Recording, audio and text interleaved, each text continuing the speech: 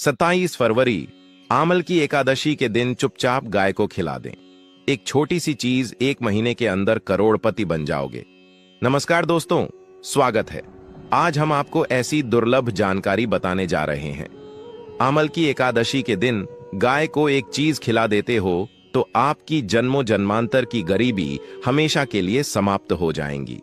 वास्तव में अगर आप आमल की एकादशी के दिन अगर आप यह उपाय कर लेते हो तो यकीनन आप पर श्री हरि विष्णु और माता लक्ष्मी की असीम कृपा होगी और आप धनवान बन जाओगे। आप धनवान ना बने तो मुझे बताना दोस्तों, मैं सौगंध खाता हूं। बस जो उपाय आपको बताया जाए वह उपाय कर लेना। चलिए जानते हैं, आमला की एकादशी के दिन चुपचाप गाय को खिला दें। यह एक छोटी सी चीज करोड़पति भी अरबपति होंगे। सभी संकट और आसान से मुक्ति, मृत्युदंड, पितृदोष तुरंत होगा। पूरे साल आपके भरे रहेंगे। अन्य धन के भंडार यूं कहें कि आपकी साथ पूछते तक करेंगी। रूपों पैसों पर राज बैंक बैलेंस बढ़ता चला जाएगा। आपके घर में वेतन है वह कभी खर्च नहीं होगा और बढ़ता ही जाएगा। सभी दुख दर्द संकट कष्ट दूर हो जाएंगे दूर और सभी सुख आपके कदमों में आ जाएंगे। सभी सुख आपके कदम चूमेगी। यदि आप यह एक छोटी और खास चीज चुपचाप गाय को खिला देते हैं तो तत्काल गरीबी आपके जीवन से खत्म हो जाएगी। योग से राजा बन जाता है और 33 कोटि देवी देवताओं को धारण करने वाली गौ माता की असीम कृपा व्यक्ति पर आजीवन बसती है। व्यक्ति के घर में कभी भी अन्य धन वस्त्र की कमी नहीं होती। अन्य धन के भंडार व्यक्ति के घर में भरे रहते हैं। आमला की एकादशी के दिन गाय का यह उपाय करने से व्यक्ति के जीवन से तत्काल गरीबी खत्म हो जाती है। तो दोस्तों, कौन कौन से बेगो माता से जुड़े खास और महत्वपूर्ण उपाय हैं जिन्हें यदि आमल की एकादशी के दिन कर लेते हैं?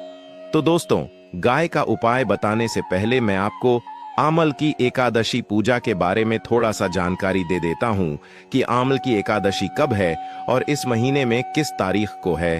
तो भक्तों, इस बार आमल की एकादशी 27 फरवरी को पड़ रही है। आमल की एकादशी वह दिव्य तिथि है जो मनुष्य को पापों से मुक्ति, पूर्वजों को मोक्ष और घर परिवार में सुख शांति प्रदान करती है। शास्त्रों के अनुसार इस दिन व्रत रखने, भगवान विष्णु की पूजा करने और पितरों का स्मरण करने से जन्म जन्मांतर के पाप कट जाते हैं और जीवन में सौभाग्य बढ़ता है। आमल की एकादशी के दिन आपको पवित्र नदी में स्नान करना है और आमले वृक्ष की पूजा करते हुए श्री हरि विष्णु तथा माता लक्ष्मी की पूजा करने के साथ साथ गौ माता की पूजा अवश्य ही करते हैं और गौ माता को कुछ ना कुछ जरूर ही खिलते हैं। इससे मनुष्य के जन्मों जन्म अंतर की गरीबी हमेशा के लिए नष्ट हो जाते हैं। दोस्तों, जिस दिन का इंतजार दुनिया भर के हर पंडित, एस्ट्रोलॉजर और हर हिंदू भाई हैं को रहता है, वह दिन अब आ गया है। दोस्तों, आपकी जानकारी के लिए बता दें, हिंदू धर्म में आमल की एकादशी बहुत ही धूमधाम से मनाई जाती है। महिलाएं आमल की एकादशी का व्रत रखती हैं और इसमें सबसे पहले भगवान विष्णु की पूजा की जाती है, माता तुलसी की पूजा की जाती है, देवी देवताओं की पूजा की जाती है और जो भोग बनाया जाता है वह विष्णु और माता लक्ष्मी और उनकी विधि विधान से पूजा की जाती है। गौ माता की पूजा की जाती है। लेकिन इनमें सबसे ज्यादा महत्व आमल की एकादशी का माना जाता है। शास्त्रों में, वेद पुराणों में साफ साफ लिखा हुआ, आमल की एकादशी के दिन श्री हरि विष्णु और माता लक्ष्मी जी का आशीर्वाद प्राप्त करने का सबसे सुनहरा दिन होता है। इस दिन भगवान विष्णु, माता लक्ष्मी जी बहुत ही ज्यादा प्रसन्न मुद्रा में होते हैं और अपने दोनों हाथों से अपने भक्तों पर कृपा बरसाते हैं। एक तरफ दोस्तों मान्यता है, आमल की एकादशी के दिन जो सूर्य होता है वह अन्य दिनों के मुकाबले सबसे ज्यादा प्रकाशमान होता है। आमल की एकादशी के दिन सूर्य देवता को आगे दिया जाता है। आमल की एकादशी का व्रत पूर्ण जन्म में किए हुए पापों से मुक्ति पाने एवं पितरों की शांति के लिए मोक्षदा व्रत रखती है। दोस्तों, अगर आप नहीं जानते तो आपकी जानकारी के लिए बता दें, एक व्यक्ति की कुंडली में अगर चंद्र ग्रह की स्थिति अच्छी है तो उसे व्यक्ति का भाग्य हमेशा उसका साथ देता है। वह व्यक्ति जिस कार्य को भी शुरू करता है उसे कार्य में उसको सफलता प्राप्त होती है। इसीलिए आमल की एकादशी को हमारे हिंदू धर्म में बहुत ही ज्यादा विशेष और खास महत्व दिया गया है। आप लोगों की जानकारी के लिए बता दें, आमल की एकादशी के दिन 52 तरीके के शुभ योग बन रहे हैं। कई सालों के बाद सूर्य का प्रकाश इतना प्रकाशमान होगा जितना कभी नहीं हुआ। 30 साल में ऐसा दुर्लभ संयोग बनने जा रहा है। लक्ष्मी योग, ग्रह योग, नक्षत्र योग, अमृत सिद्ध योग जैसे शुभ योग का निर्माण हो रहा है, क्योंकि आमल की एकादशी के समय में पूरे दिन का व्रत करना चाहिए और श्री हरि विष्णु और माता लक्ष्मी का आशीर्वाद प्राप्त होता है। आमल की एकादशी के दिन ब्रह्म मुहूर्त में सोकर नहीं उठ सकते हैं, किसी पवित्र नदी में जाकर स्नान नहीं कर सकते हैं। वैसे तो दोस्तों, आमल की एकादशी के दिन स्नान और प्रातः का विशेष ही महत्व होता है, लेकिन इस दिन अगर आप ज्योतिष शास्त्र तंत्र शास्त्र के अनुसार एक गाय वाला उपाय विधि विधान से आमल की एकादशी वाले दिन कर लेते हैं तो आपकी जन्मों जन्मांतर की गरीबी हमेशा के लिए समाप्त हो जाएंगी। वास्तव में अगर आप आमल की एकादशी के दिन अगर आप यह उपाय कर लेते हो तो यकीनन आप पर श्री हरि विष्णु और माता लक्ष्मी की असीम कृपा होगी और आप धनवान बन जाओगे। इस दिन सभी भक्तजन श्री हरि विष्णु तथा माता लक्ष्मी की पूजा करने के साथ साथ गौ माता की पूजा अवश्य ही करते हैं और गौ माता को कुछ न कुछ जरूर ही खिलाते हैं। अब आप सोच रहे होंगे कि गाय को ऐसा क्या खिलाने से और ऐसा क्या उपाय करने से आपको भगवान विष्णु और माता लक्ष्मी का आशीर्वाद मिल सकता है। तो दोस्तों, आपने देखा होगा जब भी आपके घर पर दिवाली की पूजा होती है या धनतेरस की पूजा होती है या फिर आमल की एकादशी की पूजा होती है तो आपके घर वाले गौ माता की पूजा जरूर करते हैं और गौ माता को जो भोग होता है उसमें से कुछ ना कुछ खिलाते हैं, ज्यादा नहीं तो 2 पूरी अवश्य ही खिलाते हैं। तो दोस्तों, आपको इस उपाय को आमल की एकादशी वाले दिन ही करना है और सूर्य देव को आगे देना है और उनकी विधि विधान से पूजा करना है। इस बार आमल की एकादशी है वह बहुत ही शुभ युगों के निर्माण द्वारा बन रही है, क्योंकि यह समय पितरों की शांति के लिए है। तो इस वीडियो में आपको गौ माता से जुड़े उपाय के बारे में बताने वाले हैं, जिन्हें करने से आपके जीवन के जो भी दुख दर्द संकट है या कामयाबी होने में कोई बाधाएं आ रही हैं, सभी से छुटकारा मिलने वाला है। यूं कहें कि आपके जीवन में अपार धन सुख, कभी भी धन से संबंधित परेशानी नहीं रहेगी। यदि आपकी जिंदगी प्रबल हो जाएगी, धन प्राप्ति के योग्य बन जाएंगे और जीवन में सदैव अन्य धन के भंडार आपके घर में भर रहेंगे। अन्य धन वस्त्र कभी कमी नहीं होगी। आपको बता दें, इस आमल की एकादशी भगवान विष्णु की पूजा के साथ साथ हनुमान जी, मंगल देवता और भगवान शनिदेव की भी पूजा जरूर करनी चाहिए। आपको बता दें कि इस दिन यदि आप हनुमान जी और मंगल देवता भगवान शनिदेव की पूजा करते हैं तो मंगल का ग्रह जनित दोष भी दूर हो जाता है। व्यक्ति के जीवन में धन सुख संपत्ति की प्राप्ति हुई है जाती है, समस्त मनोकामना व्यक्ति की पूर्ण हो जाती है। दोस्तों, आपको हम बता दें कि ऐसी ज्ञानवर्धक जानकारी आपको हम पैसों में भी बांट सकते थे, पर हमारे चैनल का मकसद है जनहित में जन कल्याण एवं जन सेवा करना। इसीलिए आपके लिए जो जानकारी बताते हैं वह फ्री में बताते हैं, इसलिए आप इस वीडियो को भी जरूर लाइक करें। और दोस्तों, मैं आपसे एक अनुरोध और करना चाहूंगा कि आप अपनी राशि कमेंट बॉक्स में जरूर डाल दें, जिससे कि आपकी राशि के अनुसार हम आपको कुछ ऐसे उपाय बता सके जिससे आपको लाभ की प्राप्ति हो, क्योंकि हम राशि से जुड़े उपाय भी आपको बताते हैं। तो आप कमेंट बॉक्स में अपनी राशि हमें जरूर बताएं या अपना नाम बताएं, जिससे आपके लिए कुछ हम ऐसे उपाय बता सके। साथ में जय गौ माता अवश्य लिखें। दोस्तों, साथ ही से एक उपाय तो जरूर करना है। गाय का उपाय बताने से पहले एक उपाय आपको बता दें। इस उपाय को लाइक जरूर करें। क्या करें कि शाम के समय पीपल के पेड़ के नीचे आपको सरसों का चौमुखी दीपक, आटे का दीपक बनाना है। चौमुखी दीपक में आगे की बाती लगाकर सरसों के तेल का दीपक जला देना है। आटे का दीपक बनाएं, जो मुख्य तेल डालें उसमें बाती ही डालें। लाल वाली कलावे की दीपक जला दें। 4-4 बाती लगाकर चारों दीपक मतलब 4 भाग ही भाग उसके बन जाएं। हर एक भाग को जलाएं और बीच में 2 सबूत फूल वाले लौंग भी डाल दें। फिर देखिए कैसे चमत्कार आपके जीवन में होता है।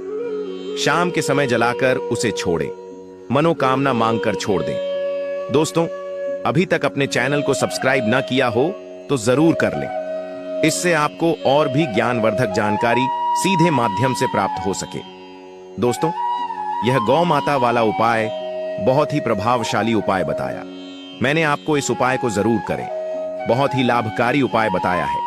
बहुत ही आपको लाभ देगा यह उपाय। और अब बात करें गौ माता से जुड़े कौन कौन से उपाय आपको इस दिन मतलब गाय से जुड़े, जिन्हें करने से व्यक्ति को 7 पीढ़ियों तक बैंक बैलेंस की कमी नहीं होती, दुख, दर्द, संकट, कष्ट दूर हो जाते हैं और सभी सुख व्यक्ति के कदमों में आ जाते हैं।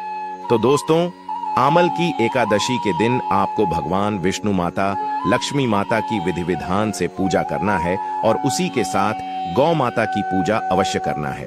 और गौ माता को जो भोग आमल की एकादशी पूजा के लिए बनाया गया था, उसे भोग से 2 पूरी जरूर ही खिला देनी है। सूखी पूरी नहीं खिलाना है। पूरी के ऊपर आप मिठाई या कोई सब्जियां, हलवा जो भी बनाया है वह आपको गौ माता को जरूर ही खिलाना है। दोस्तों, हर एक और मांगलिक काम में गौ माता या उनसे जुड़ी चीज जैसे गाय का गोबर, गोमूत्र, गाय का दूध अथवा गाय के दूध से बना घी जरूर शामिल करें। इससे आपको पुण्य भाव की प्राप्ति होगी। सनातन परंपरा के अनुसार जिस घर में गाय होती है उसे घर से जुड़े सभी वास्तु दोष स्वयं खत्म हो जाते हैं, क्योंकि पंचम या के बिना कोई भी पूजा पाठ और हवन सफल नहीं होता। दोस्तों, महीने में एक बार हो सके तो परिवार सहित एक बार गौशाला जाने का नियम जरूर बनाएं और हो सके तो गायों को हरा चारा जरूर खिलाएं, जिससे सभी वास्तु दोस्त शांत हो जाते हैं। दोस्तों, आपका प्रिय चैनल कभी किसी को भी गलत जानकारी नहीं देगा और इनसे जुड़े दोषों का निदान हो जाता है। गर्मियों में गौ माता को पानी पिलाएं और सर्दी में गौ माता को गुड़ जरूर खिलाएं। ध्यान रखें कि मोक्षदा एकादशी वाले दिन गौ माता को गुड़ जरूर ही खिलाना है। गर्मियों में गाय को गोदना खिलाए। अनेक देवी देवताओं को अपने शरीर पर धारण करने वाली गौ माता से जुड़े कई शुभ और अशुभ संकेत भी होते हैं। मतलब गाय का दूध दौड़ते समय यदि गाय ठोकर मार दें और सारा दूध बिखर जाए तो अपशगुन होता है। यदि कोई यात्रा पर निकल रहा हो और गाय अपने बछड़े को दूध पिलाती सामने आ जाए तो निश्चित रूप से कि यात्रा के लिए आप निकले हैं। वह यात्रा आपकी जरूर ही सफल होगी और वह जिसके लिए आप निकले हैं वह जरूर ही पूर्ण यात्रा पर जाते समय गाय की आवाज आना और रात्रि में गाय की हुंकार करना भी शुभ होता है। दोस्तों, साथ ही साथ गाय के साथ आप भूलकर भी यह काम ना करें, अन्यथा मिलता है। जी हां दोस्तों, गाय को राष्ट्रीय पशु बनाए जाने और इन्हें मौलिक अधिकार दिए जाने की बात हो रही है, तो सवाल उठता है, गाय संस्कृति का अहम हिस्सा है, तभी गाय के साथ लोग खराब व्यवहार कैसे कर लेते हैं? और जैसे ही दूध देना बंद कर देती है तो लोग इन्हें उनकी किस्मत पर छोड़ देते हैं, सड़कों पर और गलियों में भटकने के लिए। ऐसे में गौंश जीवन को कोई डंडे मारता है तो कोई उन पर पानी डाल देता है। कई बार लग जाती है तो कभी बीमार होकर बेचारी गाय दम तोड़ देती है। ऐसे में जरूरत है इन बातों को जानने की। गाय को लेकर शास्त्रों में क्या कहा गया है, आपको कैसा व्यवहार करना चाहिए? क्या दोस्तों, गाय को कभी भी मारना पीटना नहीं चाहिए? शास्त्रों में गाय को माता का दर्जा दिया गया है। गाय को मारने वाला माता को मारने पीटने वाले के समान पाप का भाग्य समझा जाता है। नरक लोक में वर्षों तक कष्ट भोगना पड़ता है। अगले जन्म पशु योनि में मिलता है कि गौतम मुनि ने गलती से गाय को डंडा मार दिया था, जिस गाय की मृत्यु हो गई थी, और इस पाप से मुक्ति के लिए इन्हें वर्षों तक तपस्या करनी पड़ी। इसलिए यह आमल की एकादशी भगवान श्री कृष्ण जी ने बैल स्वरूप में आए वृद्ध आश्रम का वध कर दिया था, जिससे मुक्ति के लिए भगवान श्री कृष्ण को संपूर्ण तीर्थ को एक कुंड में बुलाना पड़ा और इस कुंड में स्नान से वह पाप मुक्त हो गए थे। यह दोस्तों साथ ही साथ पानी पी रही गाय को भागते हैं, वह घोर पापी के भंग बनाकर होते हैं। ऐसे लोग घर आपसे मुक्त होकर स्वर्ग पाए जाते हैं और बड़े ही धनवान कल में जन्म लेकर सुख भोगते हैं। और साथ ही साथ आराम कर रही गाय को कष्ट देकर कभी भी उठाना नहीं चाहिए। वह जन्म में किए गए जाने अनजाने में पांव पापों से मुक्ति हो जाती है और गोलोक में स्थान पाते हैं। गाय को डंडा मारकर उठना, पानी डालकर उठाने से मनुष्य पाप का भागी बनता है और अगले जन्म में उसे दर दर भटकना पड़ता है। और साथ ही साथ शास्त्रों में बताया गया है, जो लोग गाय की सेवा करते हैं और उनका भोजन खिलाते हैं और उनकी परवरिश अच्छी तरह से कहते हैं तो वह लोगों के जीवन की सभी इच्छाएं पूर्ति होती हैं। गाय के बछड़े से बचा हुआ दूध ही मनुष्य को लेना चाहिए, परंतु कुछ लोग एक बार गाय को धो लेने बाद फिर से बछड़े के लिए बचा हुआ दूध भी धो लेते हैं। ऐसा करना घोर पाप कहा जाता है। ऐसे दूध को धोने वाला और ग्रहण भी बन जाते हैं। दोस्तों, साथ ही साथ शास्त्रों में कहा गया है कि गौवंश मतलब गाय और बैल के पीठ पर नहीं बैठना चाहिए। उनका पीठ पर बैठने से महापाप लगता है। ऐसे लोगों को नरक की यात्रा भोगनी पड़ती है। एकमात्र देव के अंश के उत्पन्न नदी ही गंश है, जिस पर स्वयं महादेव और महादेवी सवारी करती है, क्योंकि नंदी ने स्वयं अपनी इच्छा से महादेव की सवारी बनना स्वीकार किया था। और साथ ही साथ शास्त्रों में गाय के दान को बहुत ही महत्व दिया गया है। परंतु ऐसी गाय का दान कभी नहीं करना चाहिए जो बूढ़ी और बीमार हो। कठोपनिषद में नचिकेता की कथा भी इस संदर्भ में है कि जिस नचिकेता ने पिता द्वारा बूढ़ी गाय को दान करने पर आपत्ति जताई थी, दूध देने वाली और बछड़े सहित जो लोग गाय का दान करते हैं वह महान पुण्य को हासिल करके स्वर्ग में स्थान पाते हैं। दोस्तों, साथ ही साथ सूर्य, चंद्र, मंगल या शुक्र की युक्ति राहु से हो तो पितृदोष होता है। यह भी मानता है कि सूर्य का संबंध पिता से एवं मंगल का संबंध रक्त से होने के सूर्य यदि शनि, राहु या केतु या दृष्टि हो तथा मंगल की युति राहु या केतु से हो तो पितृदोष होता है। इस दोष से जीवन संघर्ष में बन जाता है। यदि पितृदोष हो तो गाय को प्रतिदिन या आमलकी एकादशी के दिन रोटी, गुड़, चारा आदि खिलाने से पितृदोष। दोस्तों, हर एक और मांगलिक काम में गौ माता या उनसे जुड़ी चीज जैसे गाय का गोबर, गोमूत्र, गाय का दूध अथवा गाय के दूध से बना घी जरूर शामिल करें। इससे आपको पुण्य भाव की प्राप्ति होगी। सनातन परंपरा के अनुसार जिस घर में गाय होती है उसे घर से जुड़े सभी वास्तु दोष स्वयं खत्म हो जाते हैं। गाय के ऊपर जो कुबड़ होती है वह बृहस्पति गुरु है। अतः जन्म पत्री में यदि बृहस्पति अपनी नीच राशि मकर में हो या अशुभ शिवलिंग में जा रहे हो और सामने से गौ माता आई हुई दिखाई दे तो गौ माता को अपनी दाहिनी ओर से जाने देना चाहिए। आपकी यात्रा जरूर ही सफल होगी। और साथ ही साथ यह संकेत भी जान लें, यदि आप यात्रा पर जा रहे हैं और सामने आपके गाय पड़ जाए अथवा अपने बछड़े को दूध पिलाती हुई सामने गए दिखाई दे जाए तो समझ जाना कि वह यात्रा आपके लिए जरूर ही सफल होगी। और साथ ही साथ जिस घर में गाय होती है उसमें वास्तु दोष स्वतः ही खत्म हो जाता है। और आप भी रोटी बनाएं, प्रतिदिन ताजी रोटी ही बनाएं। गाय को अगर आपने रोटी बनाई है तो कोशिश करें कि उसे रोटी को आप तुरंत ही गाय को खिला दें। अगर आप उसे रोटी को रख देंगे और उसे रोटी को अगले दिन देंगे तो वह रोटी बंसी मानी जाएगी। गाय को कभी भी बासी रोटी ना दें, इससे घर में नकारात्मक ऊर्जा वास करती है और आपकी बिल्कुल भी नहीं बनेगी। इससे आपके घर में हमेशा दर्द देवता का वास रहेगा और आप जिस भी कम उसे काम में आपको हमेशा असफलता ही हाथ लगेगी। इसीलिए कोशिश करें गाय को रोजाना ताजी रोटी बनाकर खिलाएं। बासी रोटी गाय को ना दें और साथ ही साथ सड़ी गली चीज गाय को नहीं खिलानी चाहिए कि घर में कोई फल है, कोई सब्जी है, सड़ जाए तो लोग क्या करते हैं, गाय को देते हैं। नहीं, ऐसा नहीं करना चाहिए। ऐसा करने से यदि आप गाय को खिलाते हैं तो और आप आपके भाग्य बन जाते हैं। और साथ ही साथ आप आटे की 11 लोई यहाँ बनाकर उनके ऊपर हल्दी लगा के इसके बाद गाय को खिलाएं।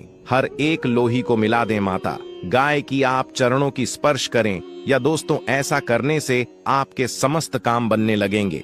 जो 2 हक का समय चल रहा है वह भी खत्म होगा। आपके जीवन में खुशियां ही खुशियां होंगी। और एक बार आप 7 बार गाय की परिक्रमा भी कर लें तो आपके समस्त कम होंगे। और साथ ही साथ आप गाय को जब भी रोटी दें, रोटी पर या तो आप थोड़ी हल्दी लगा लें। अगर अच्छा ना हो तो आप थोड़ा रख सकते हैं, थोड़ा घी रख सकते हैं। या दोस्तों, गाय को कभी भी सूखी रोटी ना खिलाएं। सूखी का मतलब गए रोटी रखें, उसे पर कुछ ना कुछ रखकर खिलाएं। हल्दी रख लें मिश्री की या जो भी रख लें, मतलब खाली रोटी नहीं खिलानी इस बात का जब भी आपको शुभ फलों की प्राप्ति होगी। जी हाँ दोस्तों, उपाय कुछ बातें उतारें जिन्हें आपको ध्यान में जरूर रखना चाहिए। या दोस्तों, वीडियो अच्छी लगी हो वीडियो को लाइक करें, ज्यादा से ज्यादा अपने दोस्तों में शेयर करें।